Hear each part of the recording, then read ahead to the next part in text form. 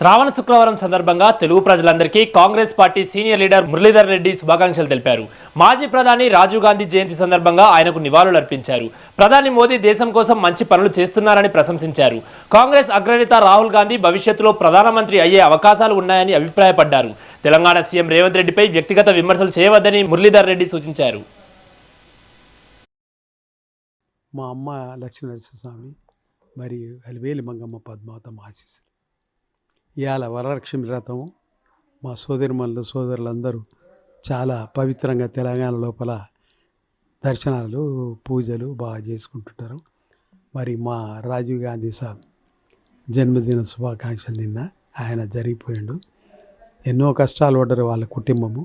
ఇప్పుడు రాహుల్ గాంధీ గారు కూడా బాగా కష్టపడుతుండు. తర్వాత ఏంటంటే ఇప్పుడు మా మోడీ సాబ్ కూడా బాగానే కష్టపడుతున్నాడు.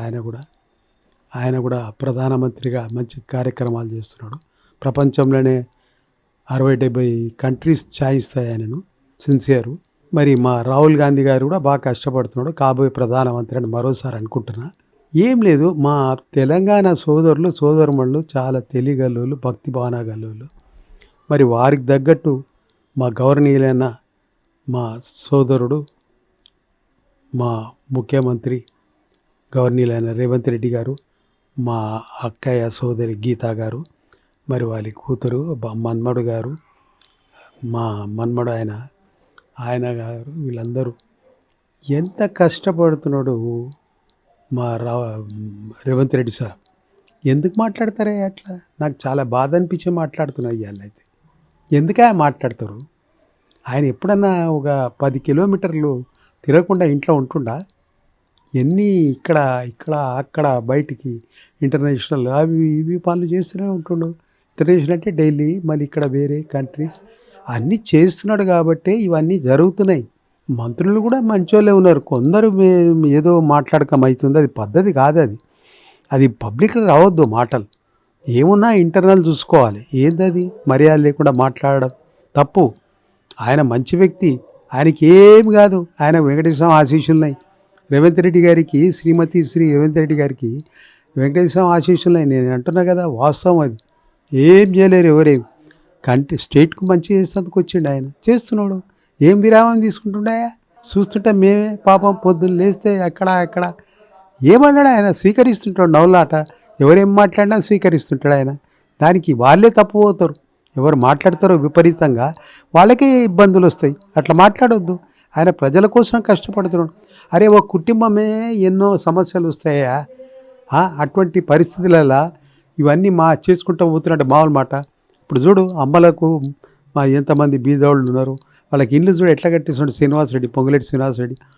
ఎందుకు మాట్లాడతారు? ఆయన కూడా మంచి హార్డ్ వర్కర్. ఆయన కూడా కష్టపడి పని చేస్తున్నారు. ఒక చిన్న పని చేయాలంటేనే ఎన్నో ఇబ్బందులు వస్తుంటాయి లేబర్తో. ఇంత పెద్ద ఇలాఖలల్లా హౌస్ స్కీమ్ కడుతున్నారంటే మామూలు మాటనా? ఎట్లా మాట్లాడతారో ఆ దేవుడు ఎందుకు ఇస్తాడో ఇలా నోర్లు.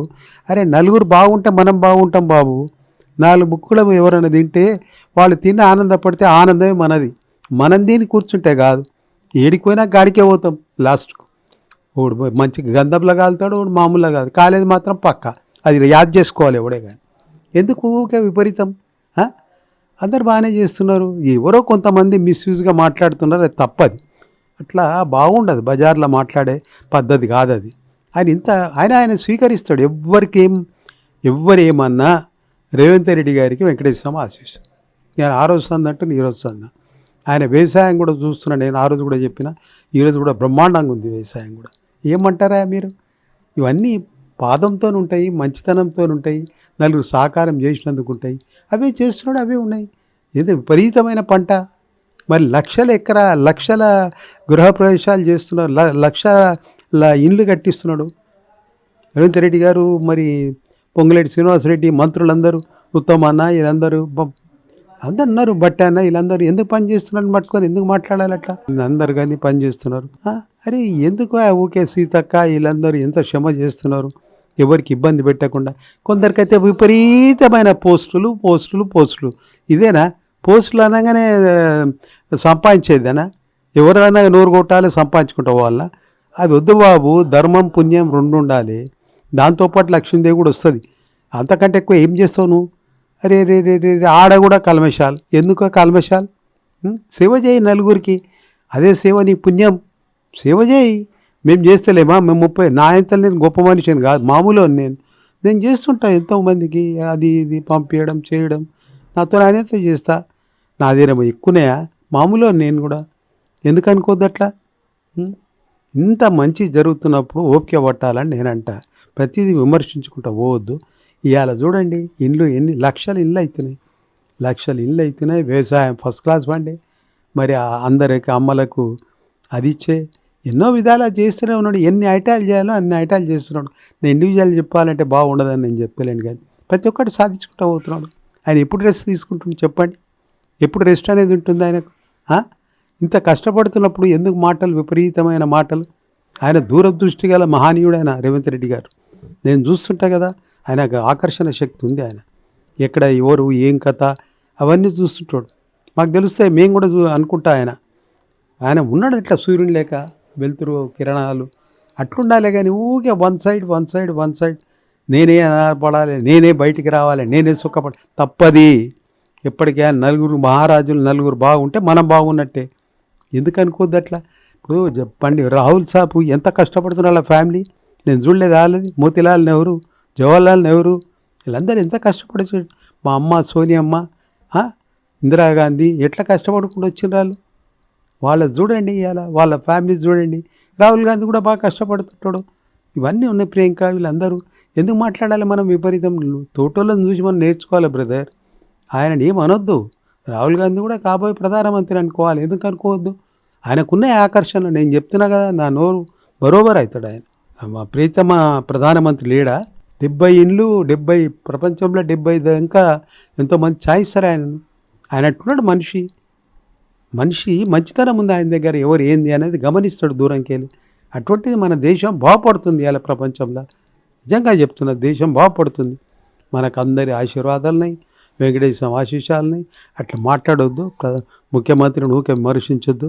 ఆయన స్వీకరిస్తాడు, ఏం కాదు ఆయనకు. ఎవరెన్నన్నా ఆయన అది మంచితనమే ఆయనకి ఏం కాదు. విమర్శించిన వాళ్ళకే తగులుతాయి అవి. చూడండి మీరు, ఎవరు విమర్శిస్తారో మనసు నిండా కల్మషం పెట్టుకొని వాళ్ళకే తగులుతాయి. ఎందుకంటే ఆయన యథార్థంగా ఉన్నాడు. నలుగురు బాగుపడాలి, నలుగురు సేవ చేయాలి, నలుగురు కడుపు నింపాలి, నలుగురు హాయిగా ఉండాలి అన్న మనిషి ఆయన. అందుకోసం నేను అనుకుంటా అటువంటిది ఏం కాదు. ఆయన ఇంకా మంచిగా పైకి వస్తాడు. ఈయన సీఎం ఉన్నంత కాలం రేపు రాహుల్ గాంధీ గారు ప్రధానమంత్రి అవుతాడు. ఈయనని మనం మిస్యూజ్ చేసిందంటే నేను చెప్తున్నా కదా, ఇక వేరే మార్గమే లేదు. అందుకోసమే ముఖ్యమంత్రి గారు కంటిన్యూ ఉంటాడు, మరి రాహుల్ గాంధీ గారు ప్రధానమంత్రి అవుతాడు. ఇవన్నీ జయప్రదంగా జరుగుతుంటాయి. మొత్తం భారతదేశం కూడా ప్రశాంతంగా ఉంటుంది.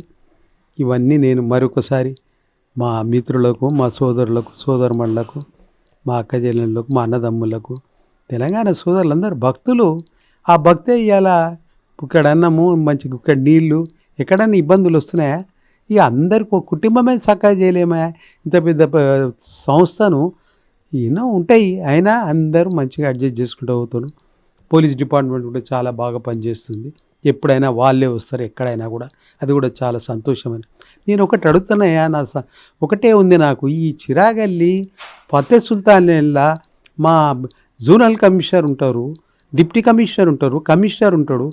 7 కోట్ల రూపాయలు దగ్గర 1 ఇయర్ నుండి ఈ ఫతే సుల్తాన్లా తవ్వుతున్నారు, చేస్తున్నారు. వీళ్ళకి ఎవరు చెప్పటోళ్ళు లేరా? మరి ఏం చేస్తున్నాడు జోనల్ కమిషనరు? మరి ఏం చేస్తున్నాడు డిఎంసి? అంటే వీళ్ళు ఏంది ఇంట్లో భజన చేస్తారా? చూడండి, వచ్చి ఇక్కడ వాటర్ పోతుంది, సివరేజ్ పోతుంది అక్కడ బయటికి. పొద్దుగాలందరూ వచ్చి పాపం బాధపడుతున్నారు. ఎందుకు బాధపడాలి? మా ముఖ్యమంత్రి రాత్రి మొదలు కష్టపడుతున్నారు, మంత్రులందరూ కష్టపడుతున్నారు, అధికారులు కష్టపడుతున్నారు, ఎమ్మెల్యేస్ కష్టపడుతున్నారు. ఇట్లాంటప్పుడు ఇట్లా జరుగుతుందంటే ఏంది? ఇది కమిషనర్ నెగ్లిజెన్సీ. కమిషనర్ ఏం చేస్తున్నట్టు చూడాలి వచ్చి. అరే కమిషనర్ చూడాలి, టౌన్ ప్లానర్ ఏం చేస్తున్నారు? ఎవరు పట్టించుకోరు. టౌన్ ప్లానర్ కూడా ఎక్కడ ఏ ఉన్నా అది పట్టించుకోరు, ఇల్లీగల్ దగ్గర కొరుకుతారు. బస్ మరి ఇటువంటి జాగాలు ఎందుకు రారు? నా మనస్ఫూర్తిగా బాధతో మాట్లాడుతున్నా. ఇవాళ పొద్దుగాలు వచ్చి బాధపడుతుంటే ఈ ఫతే సుల్తాన్ చిరాగెళ్ళి రామారావు సాబ్, ఎన్టీ రామారావు సాబ్ పీరియడ్లో జరిగిన రెసిడెన్షియల్ ఇది. ఇవాళ రేవంత్ రెడ్డి సాబ్ కూడా అదే పొజిషన్లో ఉన్నాడు, చంద్రబాబు నాయుడు గారు ఉన్నారు, అందరు ఉన్నారు ఇక్కడ వాళ్ళే. మరి ఇట్లా జరుగుతుంటే ఏం బాగు అనిపిస్తుంది? ఆయనకు తెలుస్తుందా? ఎంత అని పట్టించుకుంటాడు రేవంత్ రెడ్డి సాబ్? చూడాలి, ఇప్పుడు ఇమీడియట్గా ఈ యాక్షన్ తీసుకోవాలి. ఏంది అది తవ్వుకమా, ఏంది అది చెరువు లేక తవ్వుతున్నారు, 7 కోట్లనంట, ఏంది 7 కోట్లు? ఇది ఇమీడియట్ యాక్షన్ తీసుకోవాలి దీని మీద. ఇక్కడ ఉన్న డిఎంసి, జోనల్ కమిషనర్ రేపే ఇన్స్పెక్షన్ పెట్టాలి, ఇక లేకపోతే విజిలెన్స్ కూడా వస్తారు. ఏం పద్ధతి కాదు ఇది. యాక్సిడెంట్ అయి పడుతున్నారు, ప్రజలందరూ చెప్తున్నారు ఇక్కడికి వెళ్ళి వచ్చి. నిజంగానే ఇంత ట్రాఫిక్ ఏరియాలా ఎట్లా నవ్వుకుంటారయ్యా?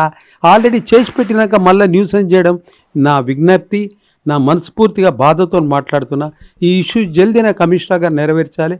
జోనల్ కమిషనర్ కూడా ఇమీడియట్ రావాలి, సాల్వ్ చేయాలి, లేకుండా బంద్ చేయాలి.